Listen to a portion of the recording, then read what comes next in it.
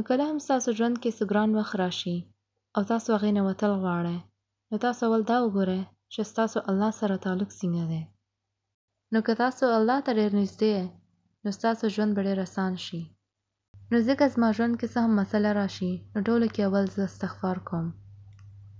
استغفر الله، چې الله ما ته وبخي. کیدای شي چې ما څه بد کار کړی وي، ځکه زما باندې د ازمیښت راغی. داسې هر وخت نه کیږي، خو بیا هم کیدای شي. نو ځکه الله وایي کله چې رانه څوک بخښنه غواړي، نو زه هغې له پخپله ګران وخت نه وباسم. که هغه څه هم سختۍ کې وي، زه هغې دپاره هغې ژوند اسان کړم. نو بیا تاسو سوچ کوئ چې دا به څنګه کیږي. لږ تاسو قرآن کې د نوح علیه السلام کیسې ته وګورئ. هغوی خپل خلکو ته څه ویلي وو؟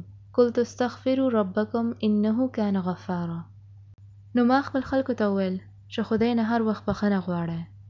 یرسل السماء علیکم مدرارا. نو د دې بدل کې به الله تاسو باندې به داسې باران ووري کوم تاسو ته به فایده درکوي. یعنی ستاسو استغفار په وجه دونه باران به وشي چې ستاسو به ځمکې ژوندی شي او بیا ستاسو رزق کې به برکت راشي. نو تاسو خپل ګناهونه د لاسه داسې شیانو نه لرې شئ. خو الله وایي زه رحیم یم او زه مهربانه یم، ځکه زه تا ته بیا هم خپل نعمتونه درکوم. نو ځکه ستا فرض جوړیږي چې ته د رانه بخښنه غواړې. یعنی تا ته پکار دی چې ته د هر وخت استغفار کوې. نو داسې مه وایه چې ما پرون استغفار کړی و، نو څه ورځ پس به بیا استغفار وکړم. خلکو نه بخښنه غوښتل او الله نه بخښنه غوښتلو کې ډېر فرق دی. تاسو به الله نه بخښنه غواړئ که تاسو ګناه کړی وي او که نه. ولې؟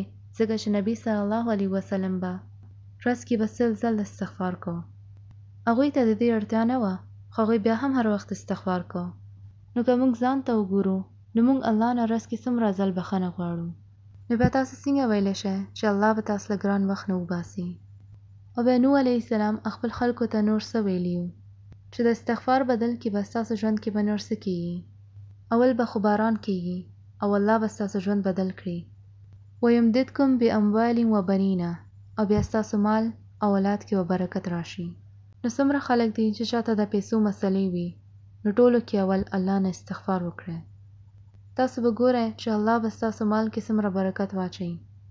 تاسو نور دولت غواړئ، نو نور استغفار وکړئ. ځکه چې د دنیا ټول دولت خو د الله دی. عربي ژبه کې یو متل دی: عجبت لمن طلب الدنیا من غیر مالکها. زه هغوی خلکو باندې ډېر حیرانه یم کوم هغوی خلکو نه د دنیا شیان غواړي چې خپل لاس کې هم څه نشته. تاسو خپل رزق او دولت هغې حاکم او هغې کس نه غواړئ کوم حقیقت کې د هغې شی مالک نه وي. نو دا هر څه خو د الله لاس کې دي. د رزق، دولت او ټوله دنیا د الله ده. نو تاسو د ژوند ازمیښتونو نه به ډېر اسانې سره وځئ که تاسو الله ته نږدې یئ. او که ستاسو الله سره څه تعلق نه دی جوړ، نو بیا به ستاسو ژوند ډېر ګران شي.